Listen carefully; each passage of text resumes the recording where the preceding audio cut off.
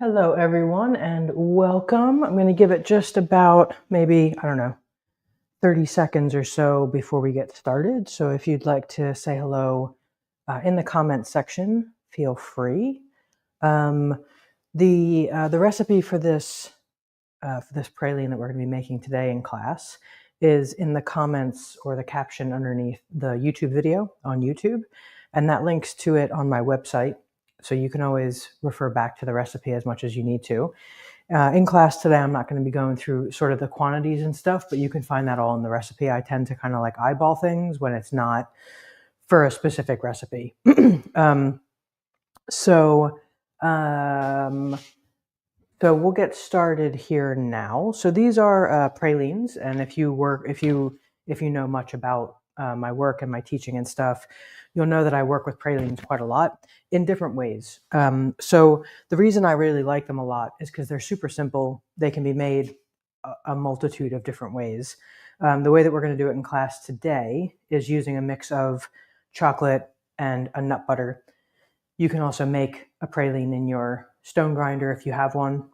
You can do nut butter with a little bit of cocoa butter, coconut sugar, and maple syrup, and that also does a similar effect, but the texture on it when you stone grind it or you use a nut butter and a chocolate is far better in my opinion.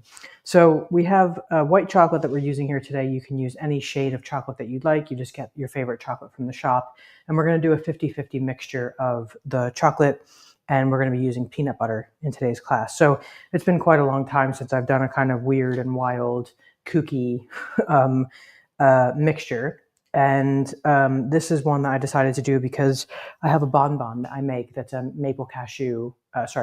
a caramel corn bonbon. And that uses the love corn, just roasted corn kernels. So they're just salted and they have a really lovely flavor. They're kind of buttery, salty, and they mix really well with the caramel. So I had been wanting to use this flavor for a long time because it's got this it's a habanero chili, but it has a kind of acidity to it too, which makes it really lovely. And I thought that in a chocolate, it could be really nice, and it is. It's really lovely. So the first time I tried it, I did cashew butter thinking, if we just keep it a nice clean flavor of cashew, then you'll really get the flavor of the habanero. But um, in terms of the way that flavor pairing and combining works, it actually works better with peanut, and the peanut brings out the flavor in the habanero and the corn and stuff like that a lot more. So using white chocolate to keep it nice and like a blank canvas in terms of the praline, if we used like milk, blonde, dark, they all have their own individual flavors, but the white chocolate is kind of a blank canvas for the peanut butter, but also then for the habanero corn as well. And the reason that praline is such a great vehicle for crunchy stuff is because there's no liquid added to it. No maple syrup, no honey, nothing like that. The stuff that you put in that's crunchy will remain crunchy for a long period of time, like several months. If there was some sort of liquid sweetener in here, it would absorb the liquid from that over time and it would become soft and chewy and no longer very nice. It would also affect the shelf life of it too. So, so I'm just going to move some of this stuff to the side. We've got a mortar and pestle there. We've got our habanero corn as well, which we're going to come back to. This is our dipping tray, and then this is going to be the mold that we're going to use in today's class. You can use any kind of silicone mold that you want. When I did them I did a reel recently with them, and that was just a little like bar mold, like a silicone bar mold. You can use any mold that you want. So in the bowl here, I have peanut butter, and this is a chunky pippin nut, chunky peanut butter. You can use smooth, you can use any nut butter that you want, frankly. And we're doing an equal mixture of white chocolate with the nut butter. And this white chocolate, I just melt this on a pan on an induction stove, low heat, just until it melts. And then I'm going to temper the white chocolate because I want this to, I mean, you don't have to do this. And for a long time, I didn't do this anyway. But in more recent years, I temper everything, waterless ganache, pralines, ganaches of any kind, really.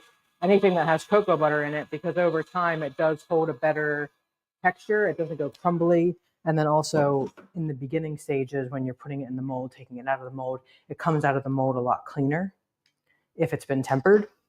So I'm just going to bring this up to about 33 degrees, maybe 34 degrees. And I'm going to temper it using cocoa butter silk. And then we're going to add it into the peanut butter. Okay, so that's ready to go. We're just going to give a little bit of silk in there. It's really not much. It's about 1/2 gram that we need. So just eyeball that. Mix that through your chocolate. And the goal here isn't to mix. It's to kind of press the silk through so it actually melts against that heat that's already naturally in the chocolate. If you let it sit for too long, the temperature drops too far down, you end up with the silk just like little flecks through it, and it doesn't actually dissolve through or melt through the chocolate. So now that that's tempered, we're going to add it into our nut butter.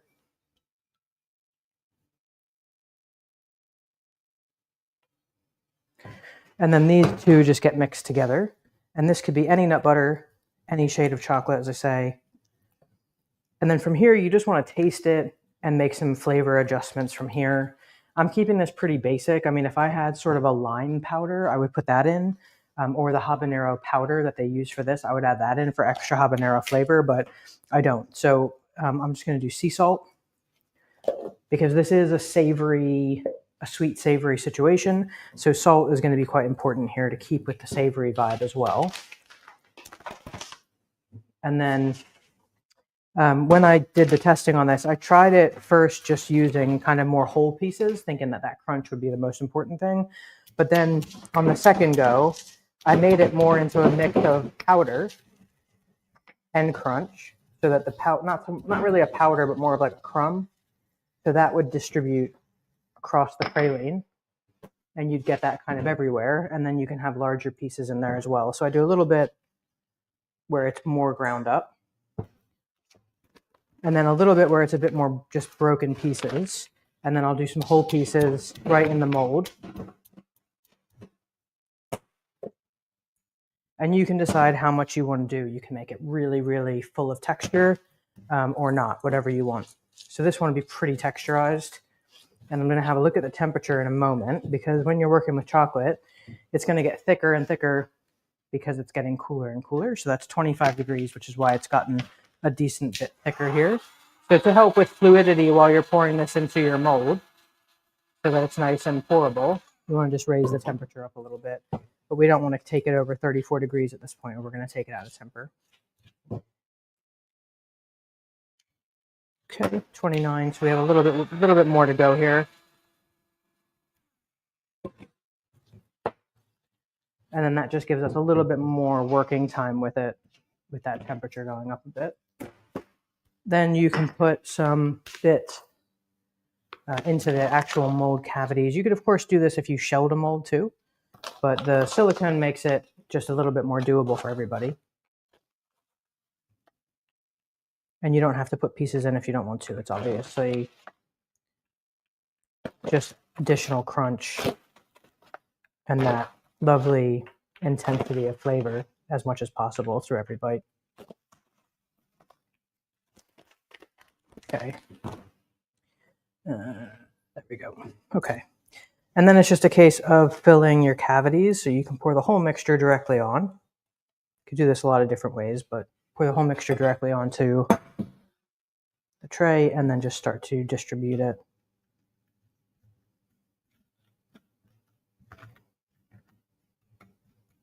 And, you know, you can be using any snack for this. Anything that has lots of crunch, lots of flavor, something that you really like, pretzels, crisps, cereals that you really like as well.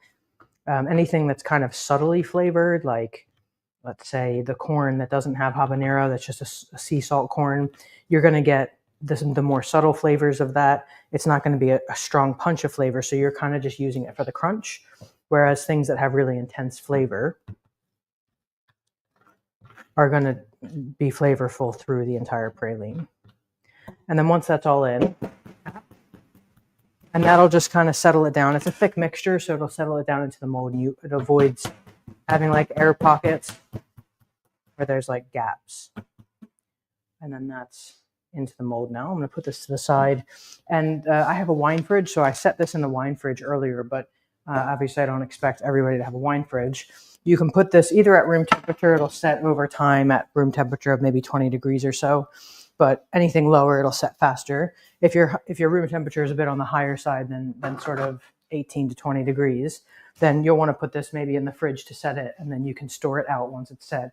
It'll stay firm once it's actually set. And then these are just going to get popped out of the mold.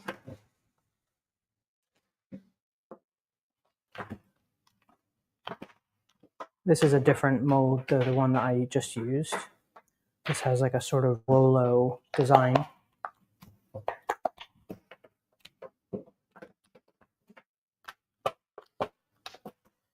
And sometimes they'll be a little bit uneven where like more, you know, there's crunchy stuff on the bottom and it makes it sit unevenly. So if you want to make those flat, you can give them a little grating on the microplane. On a microplane, any kind of grater really, and that'll help you flatten them back out. So this one has a little bit of like stuff on the bottom, and if I just give that a little grate, it'll sit flat. So you just kind of do that, sit flat, etc. So I'll come back to that in a moment. I'm just going to grab the chocolate for tempering, the chocolate that we're going to use for dipping. I think we're going to use milk chocolate, because that will give us a little bit of, you know, the chocolate flavor, but not like a super dark chocolate, which I think will be nice for these. Last time I did these, I did dark chocolate, but I like to experiment and see what works best. And this is, of course, also going to be tempered chocolate. So I just, same as the white, I melt this down on the stove.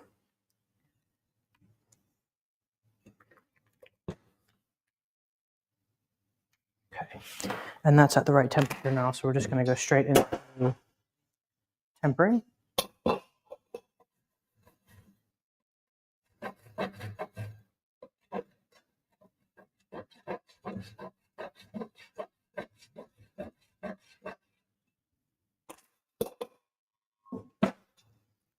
And it's, again, especially with larger amounts of chocolate, before we did about a half a gram, but with larger amounts, you're going to need more silk. So you do want to make sure that you mix it through, press it into the chocolate so it melts, and then it's tempered, ready to be used.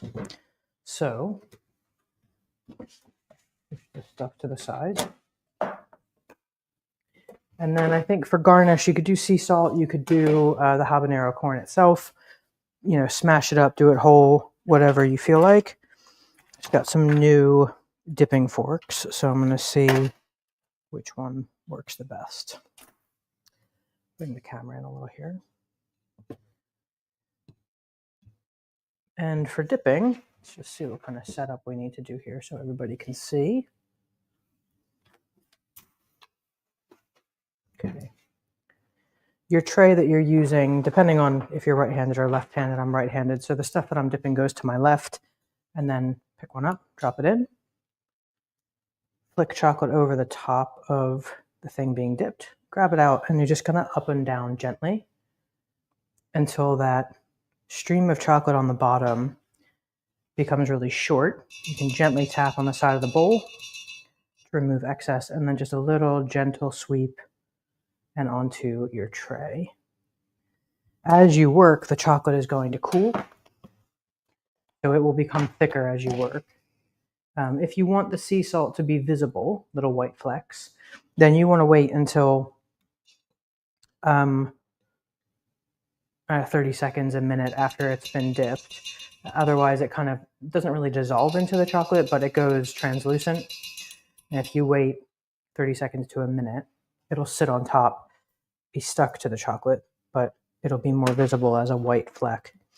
And if you don't want to grate the bottoms to get rid of the kind of bumps and stuff, you can turn them upside down when you dip them.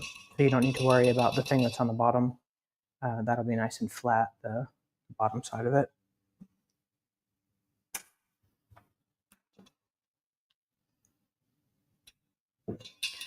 And these are at kind of the perfect dipping temperature. These are about 16 degrees. It's 20 degrees in the room, which I don't love, but it is that time of year where the room temperature does start to get lower. Now I'm going to go back and just decorate these two. That should have some little sea salt flecks. And that's it for these, really. They're really simple to make. And like I say, you can use any kind of crunchy stuff that you like. So you can get really creative with pralines.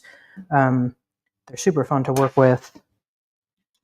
And they're great for doing simple stuff like this. The kids are going to be home from school soon.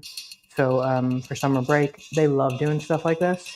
You can get their favorite cookies, cereals, things like that, and make stuff with them at home. You don't have to temper the chocolate. You can do, simple versions of things. Kids are super good at chocolate making. They don't have fear. They don't really care what it looks like. They're just super excited to be doing it. So they're really fun to make chocolate with. And if you'd like to learn a little bit more in-depth about making chocolate, working with chocolate, I have weekly live stream classes. Now that I'm back, I was just away for a couple weeks. Now that I'm back, we've got live stream classes up weekly that you can join if you'd like any help with your chocolate work or to get into it in the first place generally.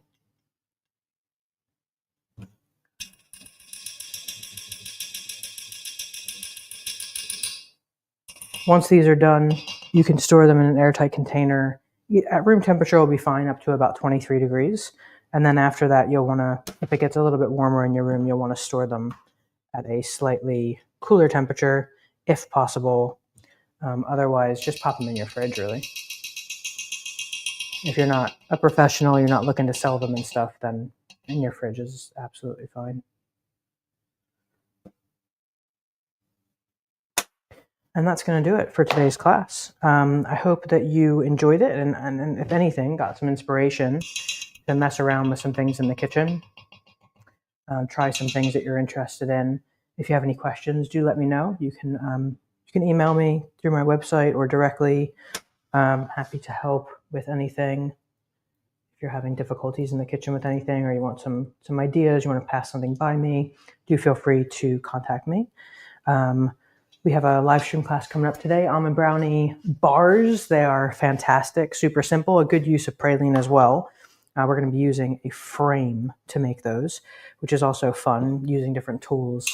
But that can be made again in a silicone mold as well. So however you want to and can make them, you can make them. Recipes are always adaptable, or mostly they're always adaptable anyway, to the things that you have at home. So you don't need to worry about buying special equipment or anything like that for it. Any questions before we finish? Any comments? Anybody want to just say hello? Feel free. We'll stick around for another 30 seconds or so if you'd like to have a chat or just generally say hello.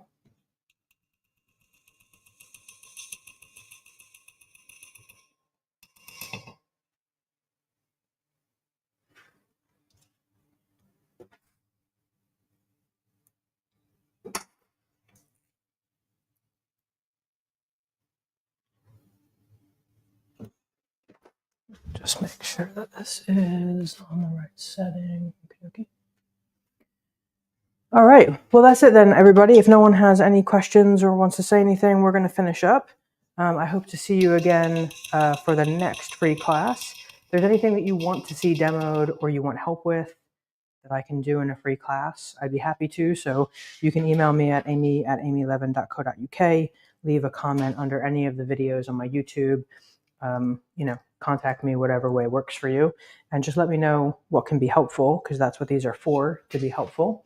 And I hope that you are enjoying your chocolate making if you're doing it at the moment, and I'll see you again on a class soon. Bye, everybody.